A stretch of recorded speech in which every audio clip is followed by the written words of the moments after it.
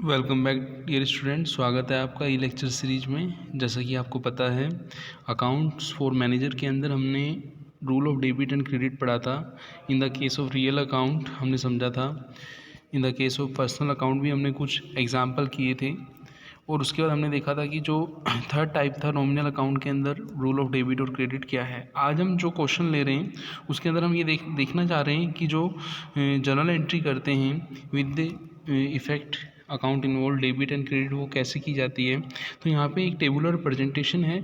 इस table presentation का जो पहला और दूसरा कॉलम है ये क्वेश्चंस मान लीजिए आप, और जो तीसरा चौथा और पांचवा कॉलम है ये इसका आंसर है। तो आप अभी मैं आपको क्वेश्चन पहले रीड करा देता हूँ, फिर मैं इस क्वेश्चन को सोल्व करूँगा यहाँ पे। ठीक है, आपसे पूछ के सोल्व करूँगा, क्योंकि हमने जो रूल डेबिट ऑफ क्रेडिट पढ़ा है उन चीज़ों को यहाँ पे हम दोबारा रिवाइज करेंगे। तो इसमें आपका जो है कॉन्ट्रीब्यूशन ज़रूरी है। जैसा कि आप देखें, एग्जांपल दिया है आपको, from the following transaction identify the nature of account involve, कि आपको नेचर ऑफ अकाउंट बताना है। State with account will be debited and which account will be credited, कि कौन सा अकाउंट डेबिट होगा और कौन सा क्रेडिट होगा। इस तरह के क्वेश्चन पेपर में आपसे पूछे जाते हैं। आपको अकाउंट इन्वॉल्व, जैसे यहाँ पे कॉलम जो आपका थर्ड है ये तो हमें यहाँ पे फाइंड आउट करना है, लेकिन पेपर में आपको जो कॉलम थर्ड ही डायरेक्ट दे दिया जाता है। फिर आपसे पूछा जाता है कि इस अकाउंट की नेचर बताइए, कि नेचर क्या होगी। तो वो चीज़ भी हमें यहाँ पर हेल्प करेगी, उस चीज़ को भी समझने में हमें हेल्प मिलेगी यहाँ।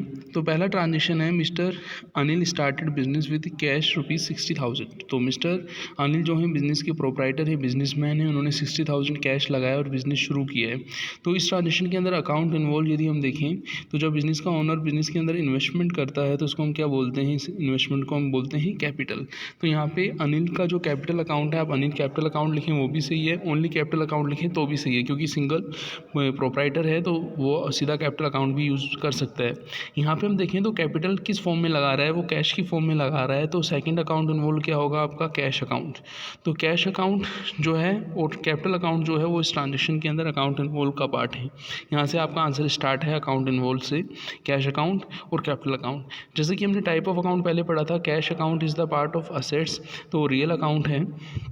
और वहाँ हम देखते हैं कि कम्स इनटू द बिजनेस है, इनकमिंग है, goes out from the business है, आउटगोइंग है। तो यहाँ पे देखिए तो कैश जब हम स्टार्ट करेंगे बिजनेस विद कैश स्टार्ट करेंगे तो कैश क्या होगा आपका, कमिंग इनकमिंग होगा। तो कम्स होने के कारण हम क्या करेंगे, इसको डेबिट करेंगे। दूसरा क्या है, कैपिटल जो है, कैपिटल पर्सन है, जो अनिल पर्सन है वो गिवर है। जब हम पर्सनल अकाउंट के अंदर आते हैं, नेचुरल पर्सन के अंदर, जब पर्सन गिवर है तो हम उसको क्या करते हैं, क्रेडिट करते हैं। तो कैपिटल अकाउंट पर्सन होने के कारण क्या होगा, क्रेडिट होगा। और दूसरा हमने ये भी पढ़ा था कि कैपिटल सी से शुरू होता है तो इसलिए वो क्या होता है, क्रेडिट होता है। तो ये अपना फर्स्ट ट्रांजेक्शन है जो हमें समझ में आ गया कि कैसे अकाउंट इन्वॉल्व होता है, कैसे टाइप ऑफ अकाउंट को आइडेंटिफाई करता है और कैसे उसे डेबिट और क्रेडिट किया जाता है। अब चलते हैं ट्रांजेक्शन सेकंड में। अब देखिए, परचेज गुड्स फॉर कैश दिया है 25,000। तो परचेज गुड्स किया है तो परचेज अकाउंट इन्वॉल्व हुआ। किस में परचेज किया है, कैश में परचेज किया है तो कैश अकाउंट भी इन्वॉल्व रहा। तो परचेज अकाउंट और कैश अकाउंट क्या रहे, आपके इन्वॉल्व अकाउंट रहे। हम देखें तो purchase account is the part of goods and cash account is the part of assets. तो गुड्स और असेट्स को हम रियल अकाउंट में क्लासिफाइड करते हैं। तो टाइप ऑफ अकाउंट क्या रहा, रियल अकाउंट रहा। तो रियल अकाउंट में यदि हम देखें तो रियल अकाउंट में comes into the business debit होता है, goes out from the business credit होता है। तो परचेज क्या है, कम्स इनटू द बिजनेस है तो इसलिए परचेज अकाउंट को हमने डेबिट लिखा है। और cash account goes out from the business है तो उसको हमने क्या लिखा है, क्रेडिट लिखा है। अब हम बात करेंगे ट्रांजेक्शन थर्ड में। ट्रांजेक्शन थर्ड में आप देखें तो सोल्ड गुड्स फॉर कैश दिया है 20,000। तो सोल्ड जो है सेल्स की थर्ड फॉर्म है, ये तो सेल्स अकाउंट है, गुड्स को सेल्स किया है, सेल्स अकाउंट लगेगा। दूसरा कैश अकाउंट है, कैश में सेल्स किया इसलिए कैश आएगा। तो यहाँ पे अकाउंट इन्वॉल्व में कैश अकाउंट और क्या है, सेल्स अकाउंट है। Cash is assets, assets is the part of real account. Sales is a goods, goods is the part of real account. तो यहाँ पे देखिए जब आप कैश सेल्स करेंगे तो cash comes into the business है तो कैश डेबिट होगा, और sales goes out from the business है तो सेल्स क्या होगा, क्रेडिट होगा। अब हम बात करेंगे किसकी, ट्रांजेक्शन फोर्थ की। ट्रांजेक्शन फोर्थ के अंदर आप देखिए परचेज गुड्स फ्रॉम दिया है बंसल फॉर ₹10,000। तो यहाँ पे हमने परचेज गुड्स किया है, बंसल का नेम दिया है और आगे लिखा हुआ है फॉर कैश। इसका मतलब ट्रांजेक्शन क्या है, कैश में है। तो जब कैश में ट्रांजेक्शन है तो हम उस पर्सन को कंसिडर नहीं करते, यहाँ पे हम परचेज अकाउंट और बंसल अकाउंट को कंसिडर करेंगे। ठीक है ना, परचेज अकाउंट और कैश अकाउंट को कंसिडर करेंगे, बंसल को नहीं करेंगे। तो कैश जो है गुड्स का पार्ट है, कम्स इनटू द बिजनेस है, रियल अकाउंट। ठीक है ना, जो है आपका, तो परचेज और कैश दोनों रियल अकाउंट का पार्ट हैं, गुड्स है आपका, और कैश असेट्स है।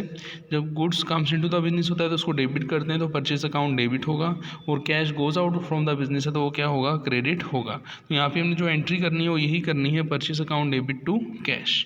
अब आते हैं हम ट्रांजेक्शन 5th में। यहाँ पे आप देखेंगे आपको दिया है sold goods to mister Charles ₹8,000 की, 8,000 की गुड्स हमने मिस्टर चार्ल्स को सोल्ड की है। आगे लिखा हुआ है ऑन क्रेडिट। ऑन क्रेडिट का मतलब ये हुआ हमने उधार सेल किया है, हमें कुछ नहीं मिला है। जो हमारा चार्ल्स जो है वो हमारा डेटर्स है, सेल्स अकाउंट है। दूसरा है चार्ल्स अकाउंट जो डेटर्स अकाउंट है। कस्टमर होता है आपका, डेटर्स मीन्स कस्टमर। तो यहाँ पे आप देखें तो चार्ल्स रिसीवर रहा तो रिसीवर डेबिट होता है as per personal account. Charles is a person, artificial person नहीं है, नेचुरल पर्सन है आपका, तो पर्सन डेबिट होता है। Sales goes out from the business है तो सेल्स क्या होगा आपका, क्रेडिट होगा। तो यहाँ पे हमने चार्ल्स अकाउंट को पर्सन अकाउंट, रिसीवर है गुड्स का तो इसलिए इसको हमने डेबिट किया है। सेल्स अकाउंट में goods goes out from the business है तो उसको हमने क्या किया है, क्रेडिट किया है। तो यहाँ पे एंट्री क्या होगी, Charles account debit to sales account. फिर चलते हैं ट्रांजेक्शन 6 में। आप देखें परचेज फर्नीचर फॉर ₹6,000, हमने परचेज ऑफ फर्नीचर किया है। Absence of information, purchase of furniture हम मानेंगे परचेज ऑफ असेट्स है। तो फर्नीचर जो है असेट्स है, असेट्स हमेशा अपने नाम से आती है तो फर्नीचर अकाउंट होगा, परचेज अकाउंट इन्वॉल्व नहीं होगा। आपको रुपीज़ दिया है 6,000, कहीं इन्फॉर्मेशन नहीं दी है कि परचेज फर्नीचर 6,000 किससे किया है या क्रेडिट किया है, तो हम इसको कैश परचेज ऑफ फर्नीचर मानेंगे। तो यहाँ पे अकाउंट इन्वॉल्व आपका फर्नीचर अकाउंट होगा और सेकंड अकाउंट क्या होगा आपका, कैश अकाउंट होगा। फर्नीचर जो है आपका असेट्स का पार्ट है, ठीक है ना, और आपका कैश जो है वो भी असेट्स का पार्ट है, इसलिए दोनों को हम क्या करेंगे, बोलो रियल अकाउंट का पार्ट मानेंगे। रियल अकाउंट में रूल ये रहता है कि रियल अकाउंट में यदि कोई चीज़ कम्स इनटू द बिजनेस है तो उसे डेबिट करो। तो जब हम purchase of furniture for cash करेंगे 6,000 तो furniture comes into the business होगा तो फर्नीचर अकाउंट डेबिट होगा, और कैश गोस होगा तो कैश अकाउंट क्या होगा, क्रेडिट होगा। तो यहाँ पे हमने परचेज फर्नीचर फॉर ₹6,000 की एंट्री क्या की है, furniture account debit to cash. फिर आता है अपना ट्रांजेक्शन 7। ट्रांजेक्शन 7 में देखें तो आपको बोला है paid rent.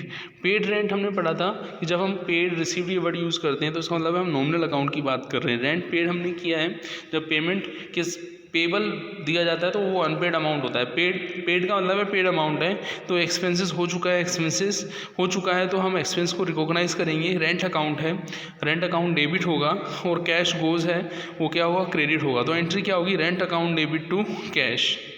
As per nominal account जो एक्सपेंसेस होते हैं वो डेबिट होते हैं, इसलिए rent account debit to cash होगी यहाँ पे एंट्री। कैश गोज आउट है तो वो क्रेडिट होगा। सेम हम वेजेस के लिए करेंगे, वेजेस पेड में भी वेजेस अकाउंट एज एक्सपेंसेस होने के कारण डेबिट होगा, और कैश अकाउंट गोज आउट है तो वो क्या होगा, क्रेडिट होगा। ये जो वेजेस है, ये जो रेंट अकाउंट है, ये एक्सपेंडिचर है, नॉमिनल अकाउंट का पार्ट है।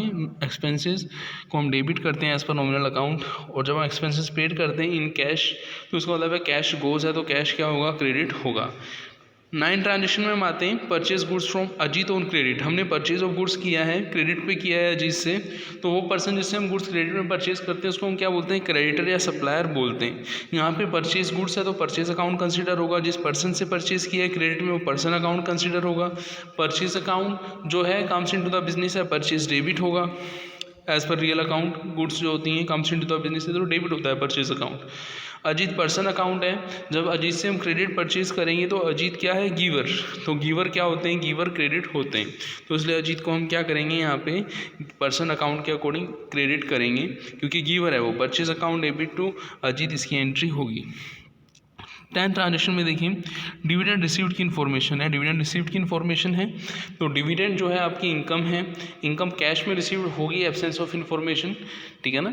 तो हम कैश अकाउंट और डिविडेंड अकाउंट देखेंगे। यहाँ पे cash comes into the business है, डेबिट है, dividend as per nominal account. Dividend क्या है, हमारी इनकम, इनकम क्या होती है, क्रेडिट होती है।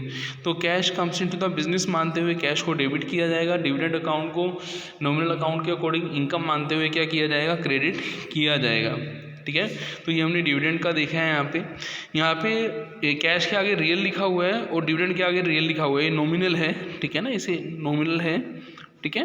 देखो आप देखें क्रेडिट द इनकम लिखा हुआ है तो नॉमिनल है, ठीक है ना। फिर हम देखें मशीनरी सोल्ड। मशीनरी सोल्ड का मतलब है मशीन भी हमने कैश में सोल्ड की है तो cash comes into the business है as per real account, comes into the business है, डेबिट होगा, और मशीनरी जो है जब हम सोल्ड करेंगे तो goes out from the business होगी, तो उसे हम क्या करेंगे, क्रेडिट करेंगे एज पर रियल अकाउंट। तो cash comes into the business, cash account debit और मशीनरी अकाउंट क्रेडिट। तो यहाँ पे हमने देखा with the account involve with the nature of account हमने कैसे एंट्रीज को समझा। तो मिलते हैं नेक्स्ट लेक्चर में। थैंक्स।